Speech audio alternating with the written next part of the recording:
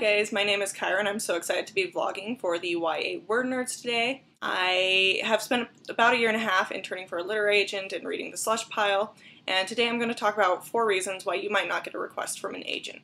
The first thing you should understand about reading slush is that it's not an exact science.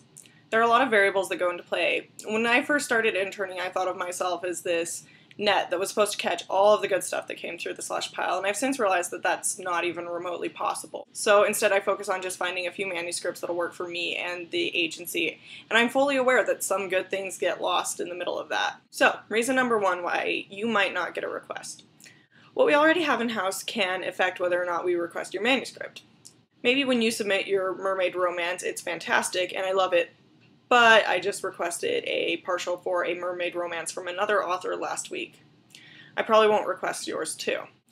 This is especially difficult when you're writing something that's recently trending, say YA dystopia or paranormal romance. Reason 2, how busy I am. If we're being totally honest, I'm always busy. But when I'm especially busy, I don't request as many manuscripts. When I'm less busy, I'm more likely to take the time to read something that's interesting, even if I'm not completely sold on the query letter. The slush is always a game of how much time I'm willing to invest on a manuscript that may or may not ultimately be a good fit for the agency. And when I have more time, I'm more willing to take a chance. Reason 3 is personal taste. Every agent and editor has their own taste. Although I read every genre of YA, I tend to notice that I prefer speculative fiction over contemporary. I also happen to love superheroes. So if I'm in a situation where I have to choose between 2 manuscripts that are equally good, one of them has superheroes and the other one doesn't, I'm probably going to choose the one that has superheroes just because I love superheroes. This is why it's important to get a feel for each agent's personal taste by researching them as much as possible before you pitch them. If an agent says they rep fantasy and romance, but you notice all of their titles are fantasy, you may want to try pitching your romance novel somewhere else first.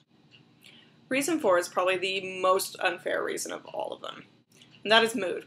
I'd love to pretend like my mood has absolutely nothing to do with the way I read the slush pile, but I would be lying. I know it affects the way I read. If I'm tired or hungry or just in a bad mood, I'm a lot less likely to request manuscripts than if I'm in a good mood.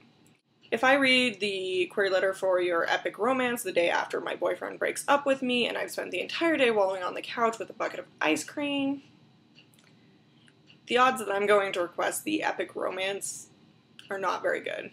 As you may have noticed, none of the 4 things I just mentioned are at all in your control. Unless you're the jerkface who broke up with me, in which case my bad mood is your fault. That might seem a little discouraging to have so many factors beyond your control working against you, but really what it means is that getting a form rejection doesn't mean your writing is bad, and it doesn't mean you're a bad author. Sometimes a rejection says just as much about the slush reader as it says about the author. As messy as the slush pile is, I do believe that good authors get discovered in time. Maybe it's not the first book, or the second book, or even the 10th. But keep writing and keep pitching. Learn from your mistakes. And smile, because writing a book is awesome, and it's something to be proud of. If you have any questions for me, you can comment or follow me on Twitter. I also have a blog where I talk about agenting and critique query letters for free. So get in touch with me. I love social media, and I love talking about anything publishing or YA. Links are down there, and I hope to hear from you. Peace out, word nerds. Sorry that wasn't cool.